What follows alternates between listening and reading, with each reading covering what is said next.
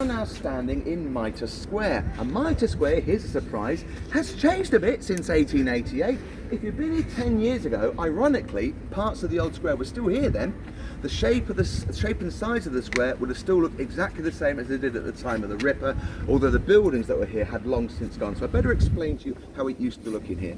It was very dark at night. There were only 3 dim gas lamps, one in Mitre Street, which shone no light in here at all, and 2 more in the corners over there.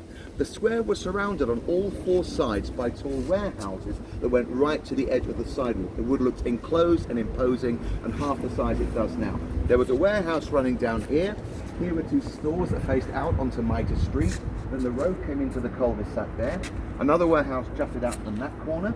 One family lived in Mitre Square at number 3, the family of P.C. Richard Pierce. That's where Angie's group's standing. And filling the rest of Mitre Square, half of that side, all along that side, were warehouses owned by a company called Kearley and Tong.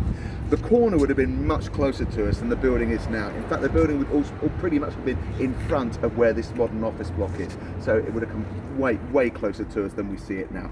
There's only one man who'll be awake in Mitre Square at night. It's their night watchman, a man called George Morris, and his office is in the corner just where the end of the building is at the top of the square, just there. Photos give you a better idea than my words. So firstly, this upright one, this was taken in 1925 from the top of that passage looking straight down towards us. So when you see it more close up, we're actually standing about where there's the back of a car jutting out in the distance.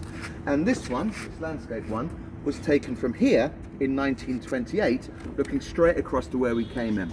So this is the old Kearley and Tong warehouses. So, Catherine Eddowes was born in Wolverhampton in the West Midlands in 1842.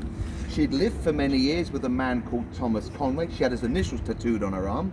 They had 3 kids. She'd split from him in 1880, and since 1881, she had been living in London with a man called John Kelly. They'd fight sometimes. Generally, they were very much in love. In the summer of 1888, Catherine and John went down to Kent to go picking hops for brewing beer. It was a popular working holiday well until the 1960s, but the crop didn't grow, so they gave up and walked all the way back to London. John even pawned his boots, they had so little cash. They got back at the end of September, and the last time John saw Catherine was 2 p.m. on the 29th in Houndsditch, a couple of minutes in that direction. And he warned her, beware of the East End killer, who wasn't known as Jack the Ripper just yet. But Catherine replied, "Don't you fear for me, I shall take care of myself, I shan't fall into his hands." Oh, silly girl. It's 1:30 in the morning on the 30th of September, half an hour after Liz Stride's body was found, 15 minutes walk away in Berners Street. P.C. Edward Watkins, who patrols the beat around Mitre Square, comes into the square from Mitre Street, as he'll do every quarter hour.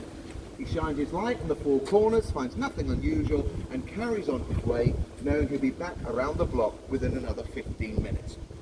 5 minutes later, at 1:35, 3 men are passing the top of Church Passage, as it was called.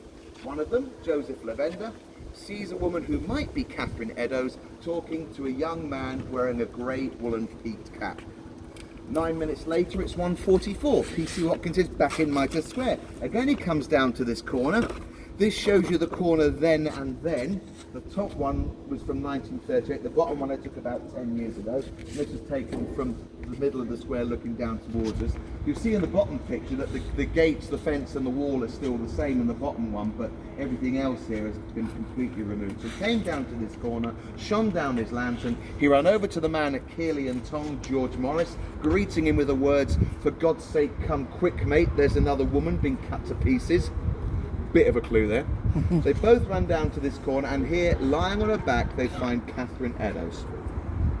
Now, who amongst you tonight has chosen to stand on the spot where she was murdered? Because it ain't me.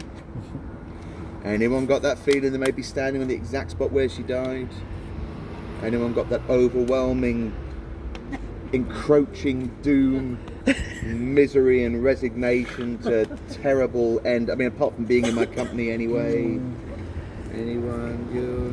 You're not getting it where you're standing? Really? No, not really. I made that. I love doing that. That's my favourite bit of the night. Oh, no, not you. So who is it? Bloody none of you! Tonight, for once, none of you are standing on the spot where she died, and that makes me very sad, Philip, indeed. But I'll show you where she died.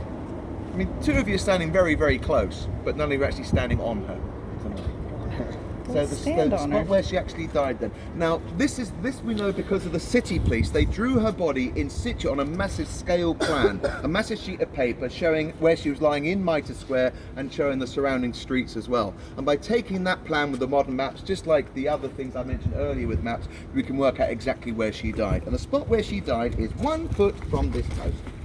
So you ladies are standing either side of her head, but you're not standing on her.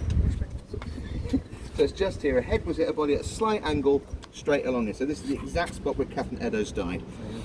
Now, the photos of Catherine, again, for some people, they are quite disturbing. In fact, I think more than the one of Mary Kelly. And it's because she's more recognisable as a human being. The city police photographed her several times after the autopsy. She's at the mortuary. She's naked and stitched up after